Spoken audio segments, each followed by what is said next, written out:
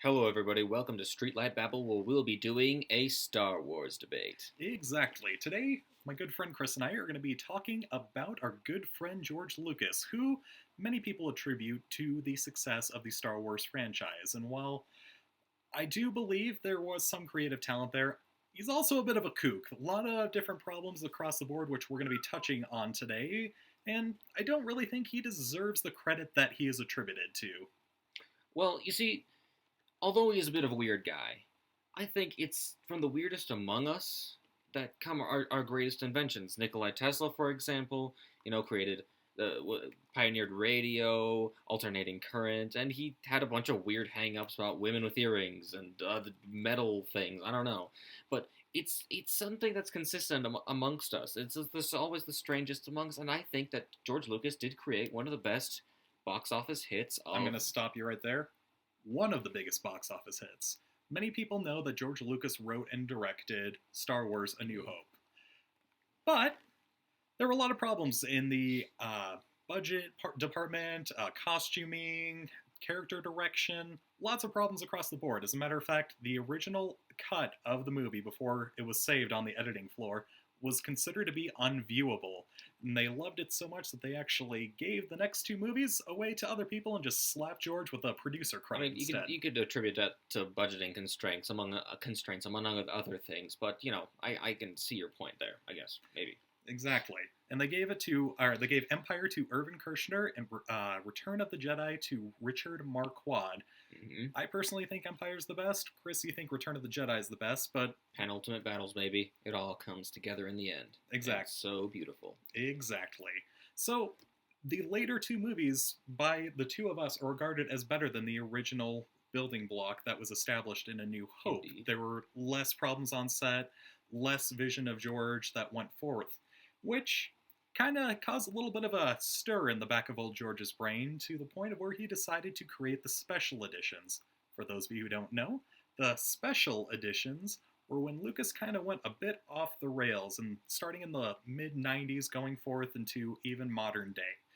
Essentially, he took old scenes from his original trilogy and added in CGI, different character aspects. They changed up a couple of scenes, which really detracted from the point of the original trilogy. For instance, the Greedo shooting first instead of Han Solo really takes away from the redemption arc of Han Solo over the course of the trilogy. I suppose. Exactly. And But still, a small snowball created a great avalanche. Gun ain't gonna fire by itself. You need somebody to pull that trigger, and that George Lucas was that man. I mean, to an extent, yes, but it kind of is weird that you have this established paradigm, you have these characters that are set for so long, and you have an audience who's willing to accept that, to change everything out of the blue. I mean, it would be really weird if someone just snapped their fingers and changed everything. Like, I get where you're coming from, but I mean, like the special effects, they're not really. They're only adding things to the movie. They're not taking anything away. There's no detrimental effects to anything they add to the movie. I'm going to have to disagree with you on that one. Two cases in point right here. First of all, let's look at the Jabba the Hutt scene in Star Wars A New Hope. For those of you who don't know, there's a scene between Jabba the Hutt and Han Solo where Han Solo is basically saying, "Hey, I'll get you your money back, Jabba." And that was added in during the special edition. Well, the initial theatrical release, that wasn't part of the movie. They did shoot it, but eventually the editors thought, this scene really doesn't need to be in there, so it is ultimately cut. However, Lucas decided, hey, when I'm making my special editions, why don't I put that back into the movie? And thus, we got CGI Jabba the Hutt, which kind of is a detriment to his character. His character is meant to be built up, and you keep on hearing over again, Han Solo owes Jabba the Hutt. Han Solo owes Jabba the Hutt. Like, who is this space gangster? And then in Return of the Jedi, it gets revealed he's, this really weird space slug thing. It kind of ruins the suspense of the reveal. Second point, in Empire Strikes Back, when Luke Skywalker lets go of the antenna after he faces off with Darth Vader, basically Luke decides, I'm not going to join the Empire, I'm not going to join the dark side, and I'm just going to commit suicide. So he lets go. In the initial cut, the initial theatrical release, we all saw, well, we didn't see, we would have been too young. But we see Luke let go, and it's almost eerily silent as he falls. But in Lucas's special editions, you hear this no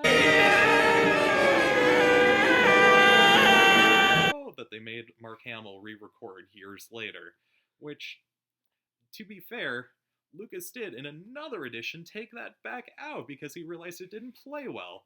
So it's weird that he's making edits on top of edits on top of edits. Same thing with Jabba the Hutt. There's the initial CGI, then there's another CGI, and then another CGI of Jabba the Hutt. So, Chris, what do you say about that? It's hard for me to argue with you because I mean, I agree with you. Well, if you're not gonna disagree with me, if you're not gonna argue, I might as well get the older Chris back. I mean, Oh, God, what? But where am I? What's right? Oh.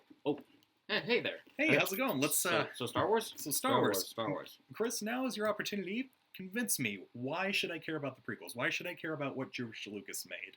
Well, George Lucas, for all, then this could be part of his weird quirk. There is a theory about ring theory, where certain movies either tend to become parallels, like Return of the Jedi and Phantom Menace. They sort of start similarly, build similarly, or opposites, like Empire Strikes Back and Clone Wars. You know, Clone Wars begins sort of upside down in the clouds, and it goes back down with the planet, and it ends with a big fight. And Empire Strikes Back starts, you know, with a big fight, and then ends way up into the clouds, going up into the sky.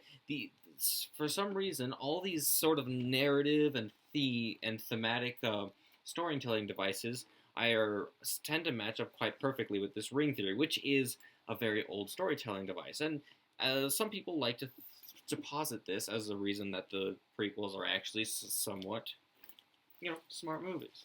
You see, that's where I disagree with you. I don't think it's necessarily an ancient storytelling device that Lucas is going for, more as he tends to fall back into certain themes and tones with his movies. Mm-hmm. And you see this with a lot of different directors across Hollywood. You see this with Quentin Tarantino, who uses a lot of swearing and action to get his points across. Christopher Nolan, a lot of his movies are seen as more cerebral, and even Joss Whedon, who uses a lot of quippy dialogue between an ensemble cast. So I think it's more Lucas is comfortable with the style of storytelling as opposed to being, creating this massive story using an ancient storytelling device. I mean, it's difficult to regale me about. Also, another point is the love stories. I mean, this is a soap opera in space. That's what Star Wars is. It's based off of Valerian. It's based off of Flash Gordon, Ben-Hur. These are all soap operas. Even the original trilogy, the Will They Won't They love triangle between Leia, Han, and Luke. That's been brought back into the prequels. It's really hard because I find a lot of people are trying to insult the prequels on that basis, and I feel these things are unfounded. And I mean, at least, to Disney, Lucas tried something new. Well, that is true. Lucas did try something new and ultimately failed. I feel like other people, now that there's an opportunity to try something new for them as well, we'll see what happens. I think going forward with the franchise, and correct me if I'm wrong, there's a lot of different things we can expect to see from Star Wars going forward, whether it's retreads or trying to expand into new characters and new tropes. We have Thrawn back, by the way, which is awesome. I'm excited. I'm excited for the future. I'm optimistic. I think this is going to be for the betterment of the franchise now that we got rid of the old kook. And I think that the life is going to be squeezed out of the franchise until every last penny has been drained. And the prequels are going to look like masterpieces about 10 years from now. We'll see. Well, ladies and gentlemen, thank you for tuning in to this special edition of Streetlight Babble. We'll see you guys again real soon. Bye. Bye-bye.